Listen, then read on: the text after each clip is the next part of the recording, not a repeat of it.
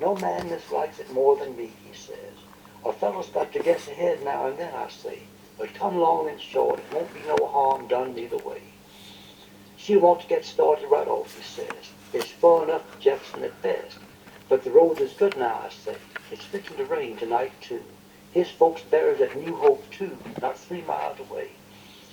But it's just like him to marry a woman born a day's hard ride away and have her die on him. He looks out over the land, rubbing his knees.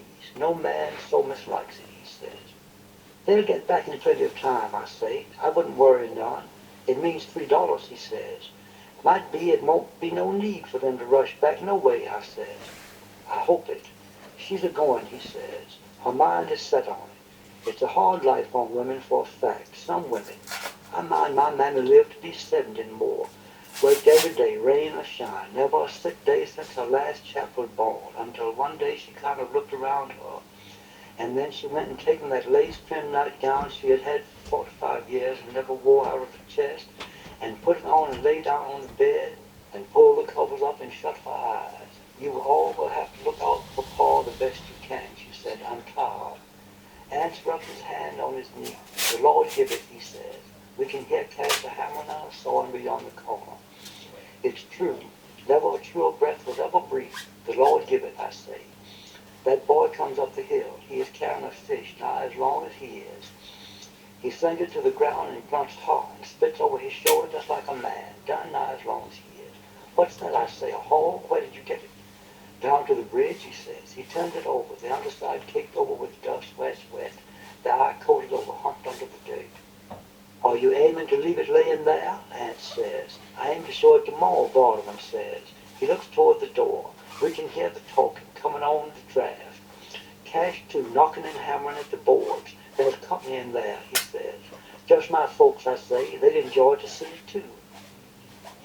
He says nothing, watching the door. Then he looks down at the fish laying in the dust. He turns it over with his foot and prods at the high bumps with his toe, gouging at it. Ance is looking out over the land. Baldwin looks at Ance's face, then at the door.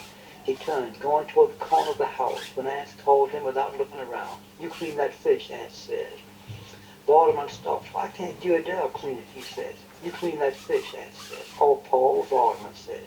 You clean it, Ance says. He don't look around. Baldwin comes back and picks up the fish.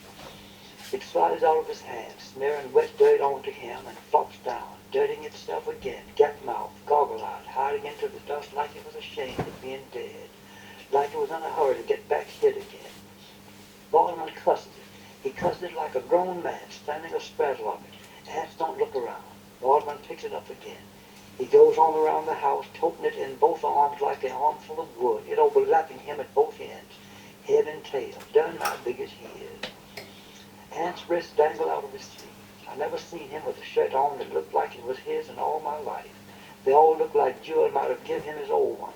Not Jewel, though. He's long on, even if he is spending. Except for the lack of sweat. You could tell there ain't been nobody else's but Ance that way without no mistake. His eyes look like pieces of burnt-out cinder fixed in his face, looking out over the land. When the shadow touches the steps, he says, it's 5 o'clock. Just as I get up, Cora comes to the door and says it's time to go on. Ance reaches for his shoes. Now, Mr. Bundy, Cora says, don't you get up now. He puts his shoes on, stomping into them, like he does everything, like he is hoping all the time he really can't do it and can keep trying to. When we go up the hall, we can hear them clumping on the floor like they was iron shoes. He comes toward the door where she is, blinking his eyes, kind of looking ahead of himself before he sees, like he is hoping to find her sitting up in a chair maybe, or maybe sweeping, and looks into the door in that surprised way, like he looks in and finds her still in bed every time, and Dewey Dale still a-fanning her with the fan. He's standing there like he don't aim to move again nor nothing else. Well, I reckon we better get on, Cora says. I got to feed the chickens. It's fixing to rain, too. Clouds don't lie. The cotton making every day and the Lord sends. That'll be something else for him. Cash is still trimming at the boards. If there's anything we can do, Cora says, Ance will let us know, I say. Ance don't look at us. He looks around, blinking in that surprised way, like he had wore himself down, being surprised and being surprised at that. If Cash just works that cattle on my barn. I told Ance it's like there won't be no need, I say. I so hope it. Her mind is set on it, he says. I reckon she's bound to go. Comes to all of us, Cora says, let the Lord comfort you. About that corn, I say, I tell him again I will help him if he gets into a tight with horse thick and all, like most folks around here. I done hope him so much already I can't quit now. I aim to get to it today, he says. Seems like I can't get my mind on nothing. Maybe she'll hold out till you're laid by, I say. If God wills it, he says. Let him comfort you, Cora says. The Cash just waits that careful on my barn. He looks up as we pass. Don't reckon I'll get to you this week, he says. Take no rush, I say, whenever you get around to it.